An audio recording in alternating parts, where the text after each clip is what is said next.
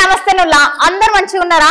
ఇయాల వార్తలల్లా ఈటల సార్ మాటలు, వజ్రాల కోసం జనాల తిప్పలు, ట్రాఫిక్ పోలీస్ అన్ననే కొట్టిన పోరన్ ముచ్చట్లు, ఇలాంటి ముచ్చట్లు బొచ్చడున్నాయుల్లా. ముందైతే హెడ్లైన్స్ చూడండి. రేవంత్ రెడ్డివి అన్ని జూటా మాటలు, నమ్మొద్దంట జనాలు. కళ్ళు లేకుండా టాపర్ గా నిలిచింది అక్క, చూసి నేర్చుకోవాలి అందరూ. వజ్రాల కోసం జనాల తిప్పలు, తిండి తిప్పలు లేక పడుతున్నారు అగచాట్లు. చీరతో రోడ్ల మీద బైక్ స్టంట్లు, అక్కనే చూసి పరిశాన్ అయ్యారు జనాలు. గమ్మత్ ముచ్చట పట్టుకొని వచ్చిన తమ్ముడు, ఎక్కడున్నా కూడా మనమే జాగ్రత్త పాటించాలి.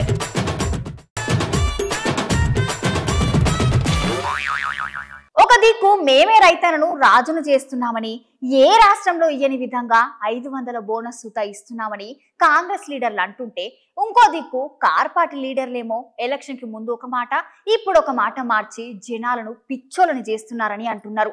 గా రెండు పార్టీల లీడర్లు మాట్లాడే మాటలు నిజెప్పుడు కాదు గాని మీరే చూడండి.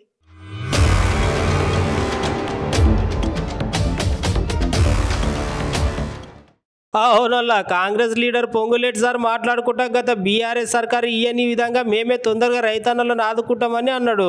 అంతేకాకుండా మేము చెప్పినట్టే రైతన్నల ఖాతాలలో డబ్బులు పడ్డాయి. గట్లనే వర్షాలకు దెబ్బతిన్న పంటలకు సుత ఖచ్చితంగా నష్టపరిహారం ఇస్తా అని అంటున్నాడు. వడ్లకు సుత చెప్పిన మాట ప్రకారం 500 బోనస్ సుత ఇస్తామని పొంగులేటి సార్ మాట్లాడుతున్నాడు. ఒకసారి మీరు సుత సార్ మాటలు వినుర్రి. కేంద్ర ఎన్నికల సంఘం అడిగిన దానికి ఎమ్మటే ఇవ్వకుండా కొద్దిగా లేటుగానైనా పర్మిషన్ ఇచ్చి, ఏ స్టేట్ గవర్నమెంట్ కూడా ఈ సివిల్ సప్లై ద్వారా ఇంత అడ్వాన్స్ గా ధాన్యాన్ని సేకరించిన సందర్భం లేదు. గడిచిన 10 సంవత్సరాల్లో కూడా గత ప్రభుత్వంలో ఇంత అడ్వాన్స్ గా పండిన పంటని ప్రభుత్వం సేకరించిన సందర్భాలు లేదు.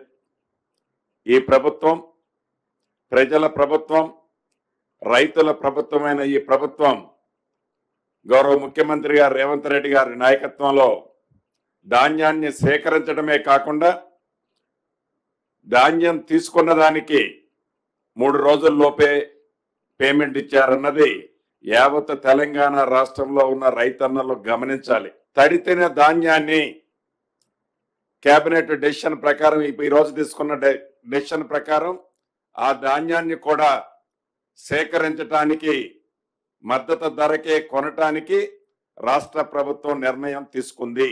అగో చూసిరా, ఒక దిక్కు పొంగులేటి సార్ తెలంగాణ రైతన్నలకు మేమే అన్ని చేసినాం, మేమే ఏ రాష్ట్రంలో ఇయ్యని విధంగా 500 ఇస్తున్నామని మాట్లాడితే, ఇటు కేటీఆర్ సార్ రేవంత్ సర్కార్ని పొట్టుగా తిట్టిండోల్లా. ఊసర వెళ్ళి కన్నా ఎక్కువ రంగులు మార్చే పార్టీ కాంగ్రెస్ పార్టీ అని అంటున్నాడు. ఎలక్షన్ల ముందు హామీలలో ప్రతి గింజ మేమే కొంటామని జనాలను నమ్మించి ఇప్పుడు ఒక సన్న బియ్యానికి మాత్రమే బోనస్ అంటున్నారని సార్ మాట్లాడుతున్నాడు. కేబినెట్ నిర్ణయం తీసుకున్నది. ఏమంటున్నది కేబినెట్? మేము గతంలో క్వింటాల్కు 500 బోనస్ ఇస్తామని చెప్పినాం, కానీ ఈరోజు సన్న వడ్లకు మాత్రమే ఇస్తామని చెప్పి సన్నాయి నొక్కులు నొక్కుతున్నారు కాంగ్రెస్ ప్రభుత్వంలో ఉండే మంత్రులు, పెద్దలు. మరి వాళ్ళని నిలదీయాలంటే, రైతుల తరపున కొట్లాడాలంటే, రైతు బిడ్డలైన మీ తరపున మాట్లాడాలంటే అక్కడ ఒక విద్యావంతుడికి అవకాశం ఇస్తే జరుగుతుంది తప్ప మిగతా వాళ్ళతో కాదు. అదేవిధంగా ఈరోజు 1-2 కాదు, 2 లక్షల రుణమాఫీ అన్నారు, రైతు బంధు కాదు రైతు భరోసా అన్నారు. చెప్పుకుంటూ పోతే 420 హామీలు, 6 గ్యారెంటీలు. అయినా ప్రభుత్వం సిగ్గు లేకుండా మాట్లాడుతున్నది. 6 గ్యారెంటీల్లో 5 అయిపోయినాయి, మిగతా ఏమీ అవసరం లేదు అన్నట్టుగానే మాట్లాడే ప్రయత్నం చేస్తూ ఉన్నది. మరి మీరు ప్రతిపక్షంగా ఉన్న మాకు బలమిస్తే, ప్రతిపక్షంలో ఉన్న మాకు మీరు గట్టిగా ఈ ఎన్నికల్లో ఆశీర్వాదం ఇస్తే ప్రభుత్వాన్ని నిలదీసే అవకాశం మాకుంటుంది. దయచేసి ఆలోచించండి. రైతులను, మహిళలను, నిరుద్యోగులను, పెద్ద మనుషులను అందరినీ కూడా మోసం చేసిన ప్రభుత్వం 5 నెలల్లోనే 5 సంవత్సరాల అపఖ్యాతిని మూటగట్టుకున్న ప్రభుత్వం రేవంత్ రెడ్డి గారి ప్రభుత్వం. ఇప్పటికీ మేము చూస్తూ ఉన్నాం, పార్లమెంట్ ఎన్నికల్లో చూస్తున్నాం, ఇతర సందర్భాల్లో కూడా ప్రజలను కలిసినప్పుడు స్పష్టంగా కనబడతా ఉంది.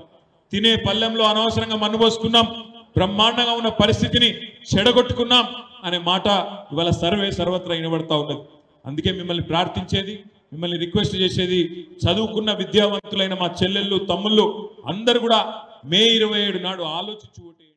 ఈ రోజుల్లో అన్ని ఉన్న సుత చదువుకోమంటే చాలా బద్ధకం అవుతుంది ప్రతి ఒక్కరికి. అమ్మ నాయనలు ఎన్నైనా పైసలు పెడతాం, నువ్వు మంచిగా చదువుకుంటే చాలు మాకు అని మస్తు మంది అంటున్నారు. కానీ చదివేటోళ్ళు చాలా తక్కువ ఇప్పటి కాలంలో. అట్లాంటిది ఈ అక్కకి 2 కళ్ళు లేకపోయిన సుత పట్టుదలతో చదివి సాధించింది. చూడుండ్రు మీరే.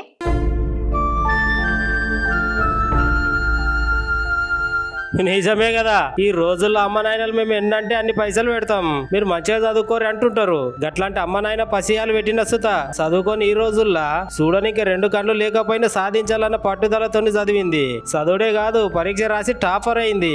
అవునోళ్ళ ఈ ముచ్చట తమిళనాడు రాష్ట్రంలో కన్యాకుమారి జిల్లాలో జరిగింది. ఈ అమ్మాయికి చిన్నప్పటి సంది 2 కళ్ళు లేవంట. అయినా సరే చుట్టుపట్టు ఉన్నోళ్ళు ఎంత ఏడిపించినా నవ్వినా సరే అవేం పట్టించుకోకుండా పట్టుదలతో చదివి CBSE+2 పరీక్షలు రాసింది. పరీక్షలలో 90% మార్కులతోటి పాస్ అయి కాలేజీ టాపర్ అయింది. చూసిర్రా, సాధించాలని పట్టుదల ఉంటే ఏదైనా సాధించొచ్చు అన్నదానికి ఈ చెల్లెనే మంచి ఉదాహరణ.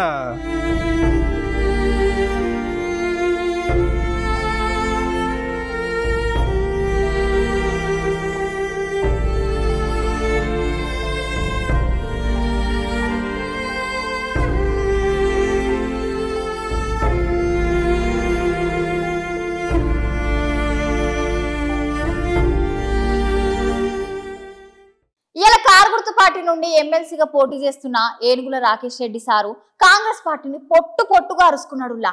సార్ మాట్లాడుకుంటూ కాంగ్రెస్ పార్టీ పక్క 420 హామీలతో అధికారంలోకి వచ్చిందని, దగ్గర 5 నెలలు గడుస్తున్నా ఇంతవరకు జాబ్ క్యాలెండర్ జాడలేదు అని సార్ మాట్లాడుతున్నారు. గా సార్ ఇంకేమంటున్నాడు మీరు మల్క చూడండి.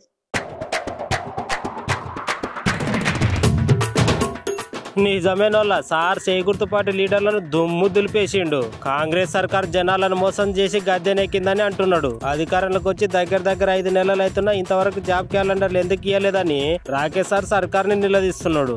ఈ రాష్ట్రంలో ఏ సందర్భంలో కాంగ్రెస్ పార్టీ ప్రభుత్వంలోకి వచ్చింది, కానీ ఒకవేళ ఇప్పుడు కాంగ్రెస్ పార్టీ ఎమ్మెల్సీ అభ్యర్థి ఓడిపోయినా ఆ ప్రభుత్వానికి వచ్చేటువంటి ముప్పు ఏం లేదు. ఆ ప్రభుత్వం 5 ఏళ్ళు కొనసాగుతుంది.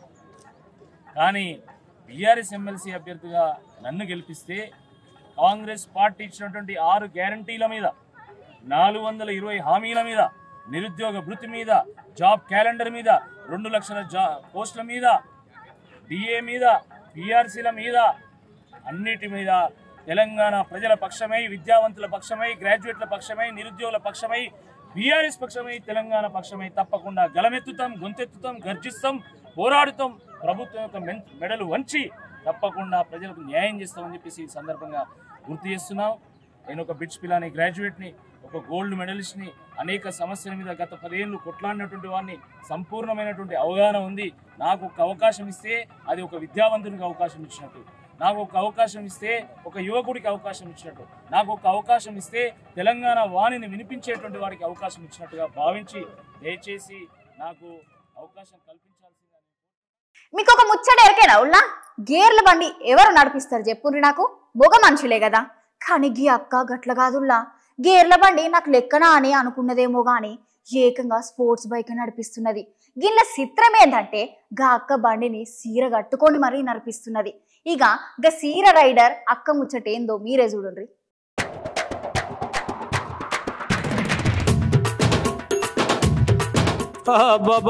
రైడ్ అంటే ఇదేనుల్లా, ఏమన్నా బండి తోలుతుండా? అక్క సూపర్ తోలుతుంది ఉల్లా, సూపర్ ఓ సూపర్. ఆడోళ్ళు బండ్లు తోలుతారు కానీ ఆ బండ్లు ఎక్కువ స్కూటీలు నడిపిస్తారు. ఇక ఒక అక్క అయితే ధైర్యం చేసి స్కూటీ కాకుండా గేర్ల బండి నడిపిస్తాంది. అయినా గిన్నెలో ఏం చిత్రం ఉన్నదని మీరు అనుకోవచ్చు, కానీ గిన్నెలోనే అసలైన చిత్రం ఉన్నదుల్లా. ఒక అక్క బండి తోలుతుంది, కాకపోతే ఆ బండి స్పోర్ట్స్ బండి. యా స్పోర్ట్స్ బైక్ తోలితే పర్వాలేదు కానీ ఇంట్లో మళ్ళీ అక్క సీర కట్టుకొని అనిపిస్తుంది. మరి ఇది చిత్రం కాకపోతే ఏమైతే అయితే ఈ అక్కనట వరంగల్ నుంచి వెళ్ళి హన్మకొండ రోడ్ లో పోతుంటే స్పోర్ట్స్ బైక్ మీద మంచిగా హెల్మెట్ పెట్టుకుని పద్ధతిగా సీర కట్టుకొని రోడ్ల మీద రయ్యమని పోతాంటే చూచేటోళ్ళందరికి పరిశాన్ కాబట్టిర్రు. మొగోళ్ళన్న బండిని ఇంత మంచిగా నడుపుతారో లేరు గాని ఈ సీర కట్టి అక్క అయితే సూపర్ అంటే సూపర్ నడిపి చూపించింది. అక్కడ ఉన్న వాళ్ళందరూ నోర్లని ఎల్లబెట్టి చూసి ఆ అక్క బండి నడిపిస్తుంటే సాంప్రదాయానికి సాంప్రదాయం, ధైర్యానికి ధైర్యం, రూల్స్ కి రూల్స్ అన్ని పాటించుకుంటా అక్క అందరిని ఆశ్చర్యపరిచేటట్టు ఎంత మంచిగా బండి నడిపిస్తున్నదో కదా.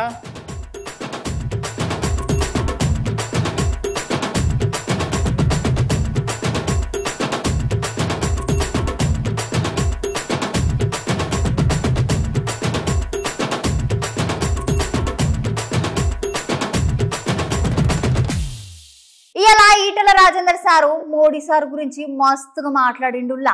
మోడీ సార్ గొప్పతనం గురించి జబర్దస్త్గా మాట్లాడిండు. ఈటెల సార్ మాటలు ముచ్చట్లేందో మళ్ళీ చూసొద్దాం పాలి మరి.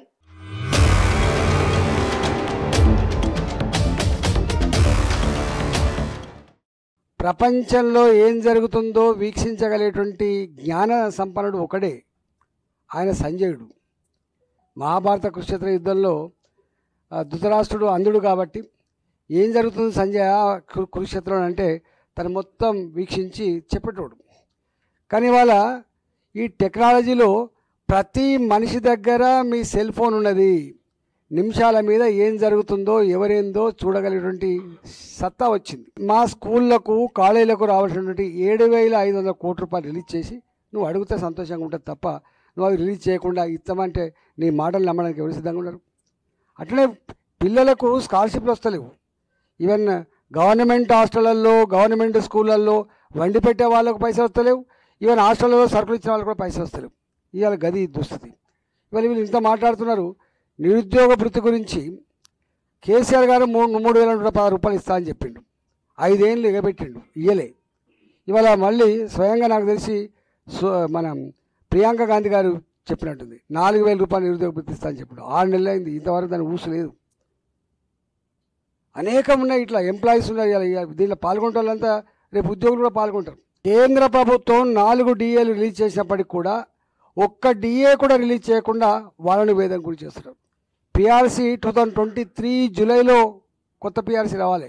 ఇంతవరకు కొత్త PRC లేదు. వర్షాలు పడ్డాయంటే మనకైతే చాలా ఇబ్బంది అవుతుందిలా. కానీ ఆ రాష్ట్రంలో జనాలందరికీ వర్షం పడిందంటే వరాల జల్లు కురిసినట్టేనులా. ఆ 2 నెలలు పనులన్నీ మానుకొని మరి వాళ్ళు ఆ వరద నీళ్ళల్లో ఏం చేస్తారో నేను ఎప్పుడు కాదు, కానీ మీరే చూడండి. మీరైతే ఎప్పుడన్నా ఎక్కడన్నా వజ్రాలను చూసి రానుల్లా? అసలు వజ్రం ఎట్లుంటుందో మీకు తెలిసినా? ఆ వజ్రం ఎంత విలువ ఉంటుందో మీకు తెలిసినా? అసలు వజ్రం భూమి మీద ఉన్నప్పుడు ఎట్లుంటుందో మీరు ఎవరైనా చూసిర్రా? అరే ఏమైంది వజ్రాలు చూసిర్రా, వజ్రాల ధర ఎంత అని అడుగుతుండో అని అనుకుంటుర్రా? ఇక అసలు ముచ్చట చెప్తున్నా ఇన్నుర్రి. వర్షాకాలం వచ్చిందంటే చాలుల్లా జనాలందరూ వాళ్ళ పొలాలను జల్లెడేసి మరీ ఎత్తుకుతారు. వాళ్ళు ఎత్తుకుడే కాకుండా కూలి మనుషులను కూడా పెట్టి వాళ్ళ పొలాలను ఎత్తుకిస్తారు. అరే దీని గిట్లా మాట్లాడుతున్నా అనుకుంటుర్రా? నిజాములా మన ఆంధ్రప్రదేశ్ రాష్ట్రం ఉన్నది కదా, అక్కడ అనంతపూర్ జిల్లాలో వజ్రాలు దొరుకుతున్నాయంట. వర్షాకాలం వచ్చిందంటే చాలు ఊళ్ళో జనాలందరూ ఆ వర్షం నీళ్ళలో వజ్రాలు వేటను మొదలు పెడతారట. ఇక చిన్నల కాడి నుంచి వెళ్ళి పెద్దోళ్ళ దాకా జూన్ జూలై 2 నెలలు వాళ్ళ పనులను పక్కకు పెట్టి ఈ వజ్రాల పని మీదనే ఉంటారంట ప్రతి ఒక్కళ్ళు. అయితే ఈ వజ్రాలు కడప, మదనపల్లి, ధర్మవరం, ఆలూరు, గుంతకల్లు, గుత్తి ప్రాంతాలలో ఎక్కువ లభిస్తాయంట. ఒక చిన్న రాయి దొరికినా కూడా దాని ధర అయితే చాలా ఉంటదంట మార్కెట్ లా. గండుగానే 2 ఏళ్ళు బాగా కష్టపడి ఒక రాయిని సంపాదించుకుని వాళ్ళ కష్టాలన్నీ తీర్చుకునేందుకు ఇక జనాలందరూ వచ్చి వజ్రాలను ఎత్తుకుడు మొదలు పెడతారు.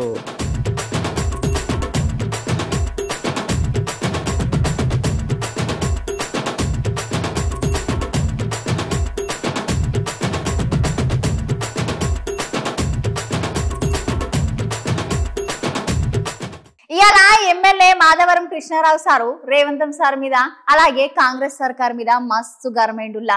కేసీఆర్ సారు గత 10 ఏళ్ళు అధికారంలో ఉన్న సుత చిరు వ్యాపారులని కడుపులో పెట్టుకొని చూసుకున్నారు అని అంటున్నారు. ఇప్పుడు కాంగ్రెస్ సర్కారు వచ్చి 5 నెలలకే రైతన్నలను చిరు వ్యాపారులకు రోడ్ల మీదకి తీసుకొని వచ్చిండ్రని ఫుల్లుగా అరుచుకున్నాడు.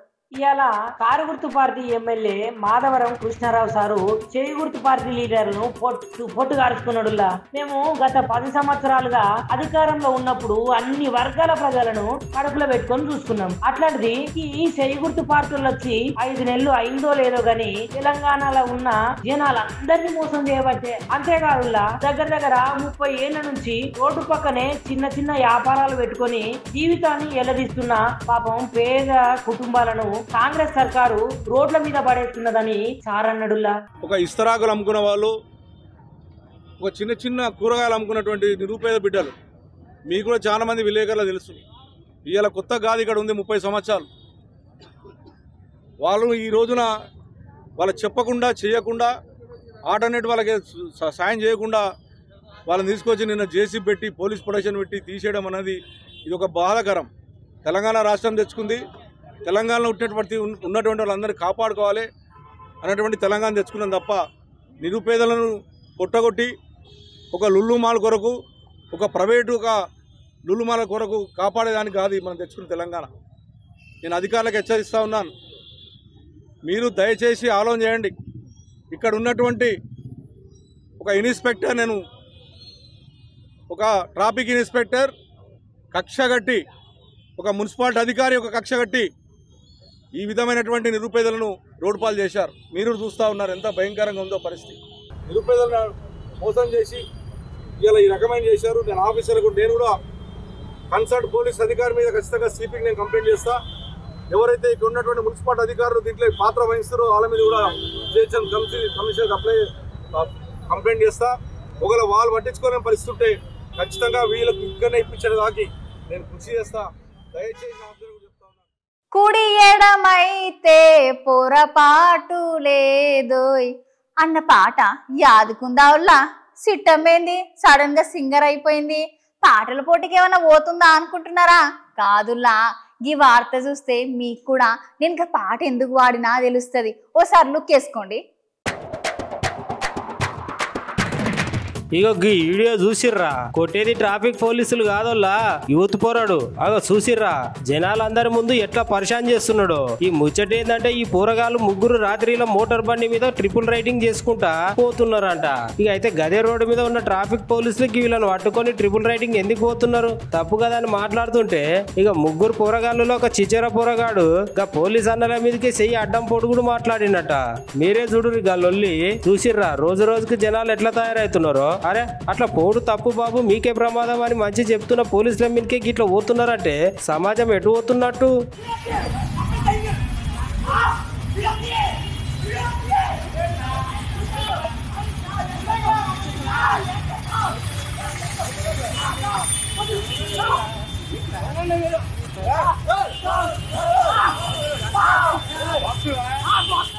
చలో ఇక మా తమ్ముడేదో మంచి గమ్మత్ ముచ్చట పట్టుకొని వచ్చిండట, ఓసారి చూద్దాం అగ్గ ముచ్చటేందో.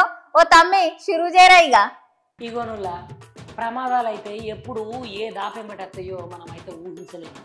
ఎందుకంటే మనము దారెంబడి పోతా అంటే ఆయనతో పురుగో బుషో గుట్టి మనం పుట్టుకున పోవచ్చు, లేదంటే అటు పక్కకి వెళ్ళిపోతా అంటే ఆ లారీయో బస్సో ఆటోవో స్కూటరో ట్రాక్టర్ వచ్చి మనం తలిగి టక్కరు కూడా కావచ్చు. ఇక గాయంతెందుకు అన్న, ఇక నువ్వు నిండు 100 ఏళ్ళు చల్లగా ఉంటావే అని అన్నవో లేదో తెల్లారి పాపం వాళ్ళు శివమై తీరవచ్చుగా. ఇగో అట్లుంటుంది.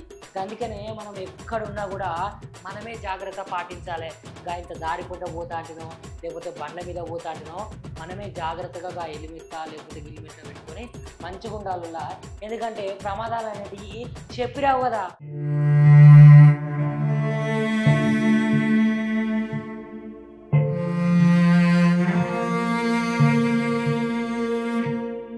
ఇగో నేను మీకు ఈ ముచ్చట ఇప్పుడు ఎందుకు చెప్తాను ఎరికైనా ఉందా? ఇగో పాపం సికింద్రాబాద్ ఉన్నది కదా, సికింద్రాబాద్ కంటోన్మెంట్ బొల్లారం దగ్గర ఒక అన్న వాళ్ళ ఆవిడ కట్ట పానం మంచిగా లేదట. అయ్యో ఇక నా పెళ్ళానికి పానం మంచిగా లేదు కదా అని దా అన్న అయితే ఆ అక్కను స్కూటర్ మీద తీసుకొని దారెమడిపోతా అంటే అనుకోకుండా సడన్ గా మీదికి వెళ్ళి చెట్టు కొమ్మ ఇరికి వాళ్ళ మీద పడ్డదట. ఇక చూసిర్రా గాచారం చల్లకుండా ఆ ఇద్దరి మీద చెట్టు కొమ్మ పడ్డా కూడా పాపం ఆ అన్ననే అక్కడికి చచ్చిపోయినట్టు కూడా.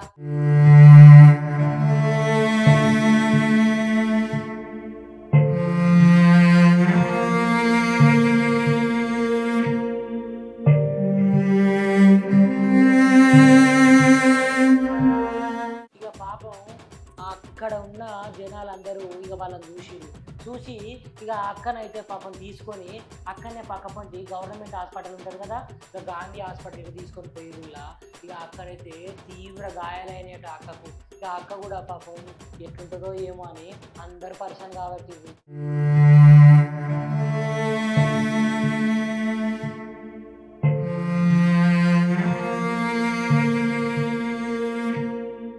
చూసిర్రా. మీరే బయటికి పోయేటప్పుడు జాగ్రత్తగా ఉండాలి. వర్షం కొడితేనేమో గొడుగు పట్టుకోవాలి, బండి మీద పోతేనేమో హెల్మెట్ పెట్టుకోవాలి. ఇంకా బాగా దూరం పోతే ఆ ప్రయాణానికి తగినట్టు మనము జాగ్రత్తలు తీసుకోవాలి. జాగ్రత్తలు తీసుకోకపోతే ఇగో గిట్ల అవుతుంది. నిజంగానే ప్రమాదం ఎట్లొచ్చినా కూడా దాన్ని మనం తట్టుకునేటట్టే బయటికి పోవాలి తప్ప ఏదో పోతానం అంటే పోతానం అత్తానం అంటే అత్తానం అని ఆదరా పోయినాం అనుకో మనల్ని నమ్ముకొని మన ఇంకా కుటుంబ సభ్యులు ఉంటారులా పాపం వాళ్ళ కోసమన్నా మనం జాగ్రత్తగా ఉండాలి. మనం ఏ పని చేసినా కూడా జాగ్రత్తగా చేయాలిలా. ఇక గివుల అట్టి ముచ్చట్లు మళ్ళా కొత్త ముచ్చట్లతో మళ్ళా కలుద్దాం. అంతవరకు ఉంటాం మళ్ళా.